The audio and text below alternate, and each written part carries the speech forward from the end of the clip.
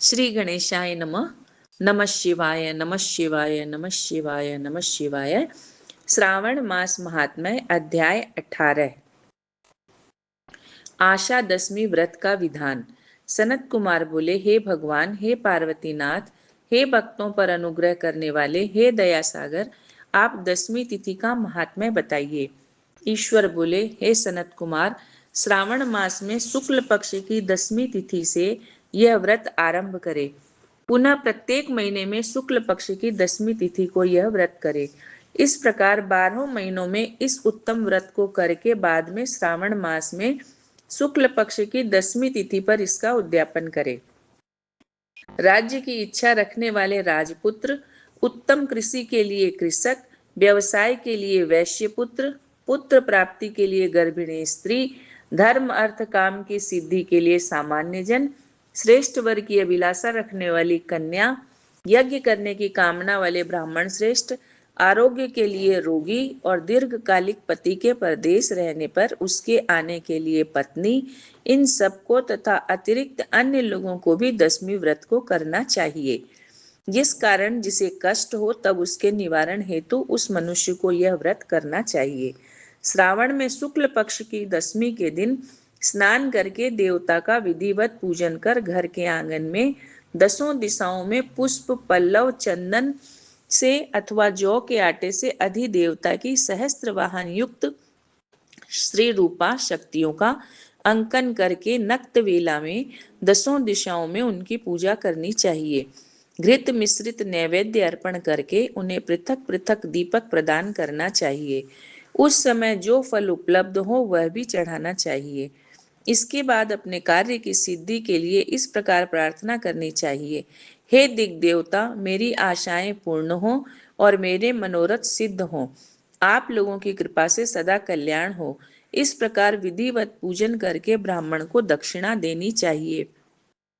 हे मुनि श्रेष्ठ, इसी क्रम से प्रत्येक महीने में दशमी तिथि का व्रत सदा करना चाहिए और 1 वर्ष तक करने के अनंतर उद्यापन करना चाहिए। अब पूजन की विधि कही जाती है। स्वर्ण अथवा चांदी अथवा आटे से ही 10 दिशाओं को बनवाए।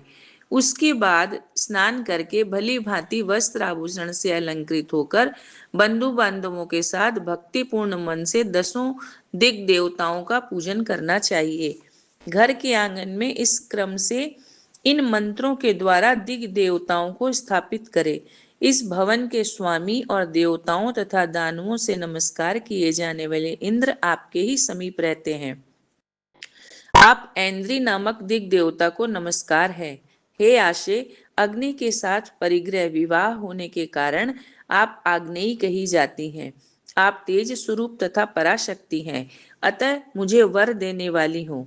आपका ही आश्रय लेकर वे धर्मराज सभी लोगों को दंडित करते हैं, इसलिए आप संयमनी नाम वाली हैं। हे याम्ये, आप मेरे लिए उत्तम मनोरथ पूर्ण करने वाली हो। हाथ में खड्ग धारण किए हुए मृत्यु देवता आपका ही आश्रय ग्रहण करते हैं, अतः आप निरृति रूपा हैं। आप मेरी आशा को पूर्ण कीजिए। हे वारुणी, समस्त भुवनों के आधार तथा जल जीवों के स्वामी वरुण देव आप में निवास करते हैं, अतः मेरे कार्य तथा धर्म को पूर्ण करने के लिए आप तत्पर हों। आप जगत के आदि स्वरूप वायुदेव के साथ अधिष्ठित हैं, इसलिए आप वायव्या हैं। हे वायव्ये, आप मेरे घर में नित्य शांति प्रदान करें। आप धन के स्वामी कुबेर के साथ अधिष्ठित हैं, अतः आप इस लोक में उत्तरा नाम से विख्यात हैं।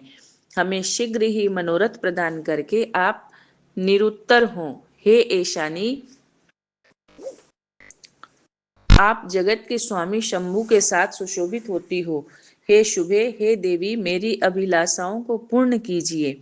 आपको नमस्कार है, नमस्कार है। आप समस्त लोगों के ऊपर अधिष्ठित हैं, सदा कल्याण करने वाली हैं और सनक आदि मुनियों से घिरी रहती हैं। आप सदा मेरी रक्षा करें, रक्षा करें। सभी नक्षत्र ग्रह तारागण तथा जो नक्षत्र माताएं हैं और जो भूत प्रेत तथा विघ्न करने वाले विनायक हैं, उनकी मैंने भक्ति युक्त मन से भक्ति पूर्वक पूजा की है। वे सब मेरे अभिष्ट की सिद्धि के लिए सदा तत्पर हों। नीचे के लोकों में आप सर्पों तथा नेवलों के द्वारा सेवित हैं। अतः नाग पत्नियों सहित आप मेरे ऊपर प्रसन्न हो। इन मंत्रों के द्वारा पुष्प धूप आदि से पूजन करके वस्त्र अलंकार तथा फल निवेदित करना चाहिए। इसके बाद वाद्य ध्वनि गीत नृत्य आदि मंगल कृत्यों और नाचती हुई श्रेष्ठ स्त्रियों के सहित जागरण करके रात्रि व्यतीत करनी चाहिए।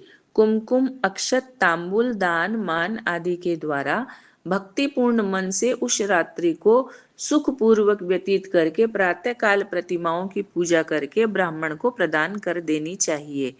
इस विधि से व्रत को करके क्षमा प्रार्थना तथा प्रणाम करके मित्रों तथा विप्र बंधु जनों को साथ लेकर भोजन करना चाहिए। हे तात, जो मनुष्य इस विधि से आदर पूर्वक 10वीं व्रत करता है वह सभी मनोवांछित फल प्राप्त करता है।